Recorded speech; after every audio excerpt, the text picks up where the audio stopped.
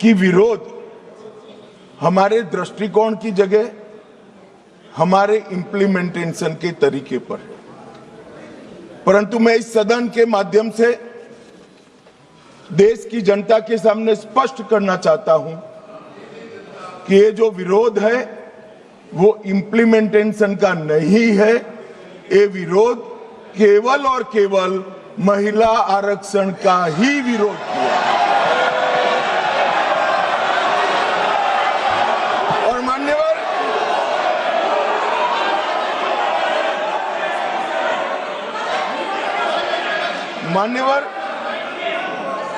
मैं ये बात को जब बोलता हूं तब मेरी जिम्मेदारी बनती है कि इस सदन को इस बात से मैं कन्विंस करूं कि तरीकों का विरोध नहीं है, बिल के तत्व का, महिलाओं के आरक्षण का विरोध है। मान्यवर, ये 3 विधेयकों में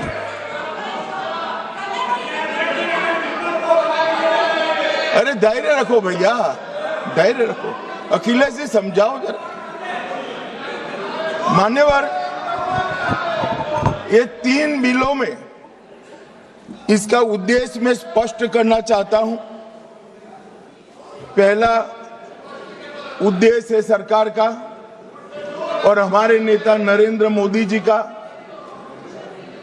कि महिला सशक्तिकरण करने वाले इस संविधान सुधार को समयबद्ध तरीके से लागू कर 29 का चुनाव महिला आरक्षण के साथ कराया जाए।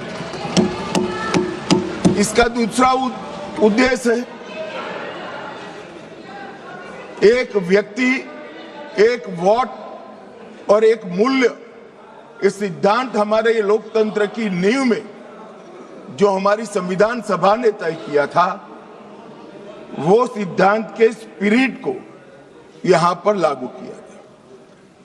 मान्यवर, ये पूरे सदन में 543 सदस्य बैठते हैं।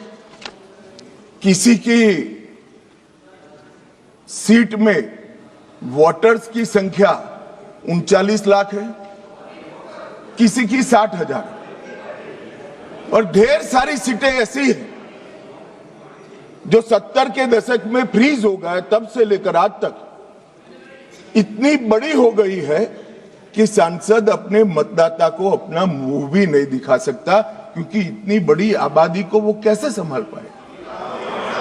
मान्यवर, जो मतदाता है उसकी अपेक्षाएं होती है, उनकी समस्याएं होती है और समस्याओं के निराकरण के लिए वो सांसद के पास भी जाना चाहता है, मिलना भी चाहता है। क्या इस सदन में जो विरोध करते हैं उसमें से कोई मुझे समझा सकता है कि जिस सांसद के कॉन्स्टिट्यूएंसी में 39 लाख वोटर हो, वो किस प्रकार से अपनी सांसद की जिम्मेदारी का निर्वहन करेगा? और इसी विषय को दृष्टिगत रखते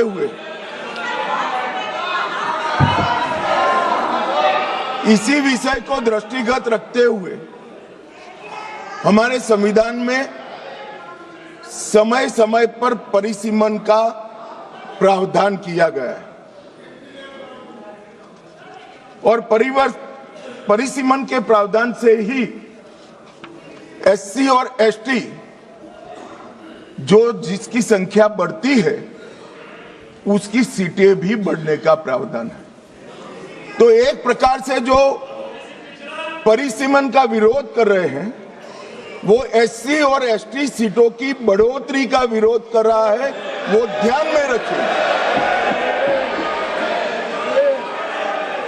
मान्यवर, संतुलित, समावेशी और व्यवहारिक लोकतांत्रिक ढांचा ये तैयार करना, इसकी जिम्मेदारी संविधान ने सरकार जो अधिकार में होती है उसको दी।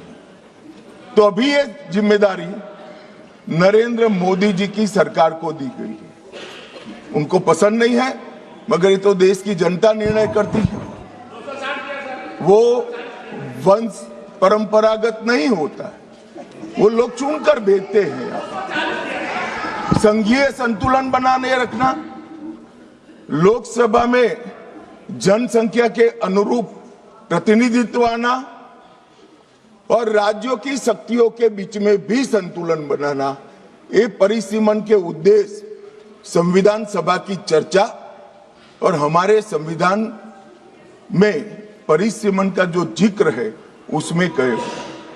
इसके साथ साथ नए भूगोल, प्रशासनिक वास्तविकताओं और शहरीकरण और रोड, रास्ते, रेल से बढ़ी हुई कनेक्टिविटी और नए जिले, ये सबका संज्ञान परिसीमन में लेना होता है, क्योंकि ये सारी चीजें सांसद को अपनी ड्यूटी का निर्वहन करने के लिए बहुत जरूरी है।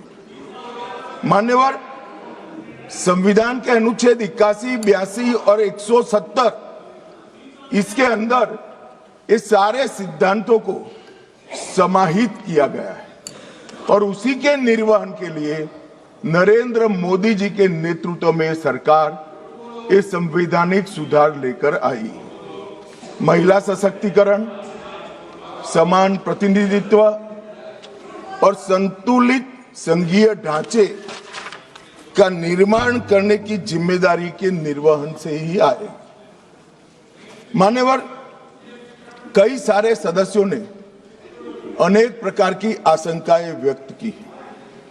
उन्होंने ये कहा कि अभी क्यों लाए, तो मैं ये बताना चाहता हूं कि जो नारी शक्ति वंदन अधिनियम आया उसमें जिक्र है कि 2026 के बाद होने वाली जनगणना के बाद जो परिसीमन होगा उसमें महिलाओं के लिए आरक्षण सुनिश्चित करेगा। अब ये पूछते हैं तो उस वक्त काफी सदस्यों ने पूछा है कि बिल लाते वक्त आपने जिक्र क्यों किया 26 के बाद की जनगणना। मान्यवर, हमने नहीं किया है। 71 में इनकी सरकार थी, इंदिरा जी की सरकार थी, तब इसको फ्रीज कर कर गई थी और वो फ्रीज के कारण हमें इसका जिक्र करना पड़ा।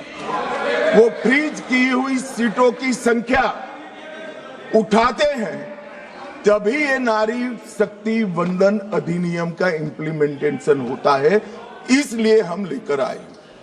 और 71 से अब तक सीटों की संख्या फ्रीज रही और चलते चलते चलते मैं कुछ सीटों का नाम बोलना चाहता हूं। माननीय मल्काजगिरी, तेलंगाना 48 लाख संख्या मतदाताओं की, बेंगलुरु उत्तर 29 लाख संख्या, बेंगलुरु दक्षिण 29 लाख संख्या, गाजियाबाद जहां से कभी रक्षा मंत्री जी भी सांसद रहे 28 लाख संख्या, उत्तर पश्चिम दिल्ली 27 लाख संख्या। 127 सीटें ऐसी है मान्यवर जिसमें 20 लाख से ज्यादा वोटर से 20 लाख से ज्यादा। अब मुझे कोई बताए भला, जहां 48 लाख वोटर है वो सांसद कैसे 48 लाख मतदाताओं की अपेक्षाओं के साथ अपने आप को मैच कर, इसकी पूर्ति अरे अखिलेश भाई, एक लेवल की बात चल रही यार, कहां केंद्रीय विद्यालय कर रहे हो अभी, इसका समय आएगा।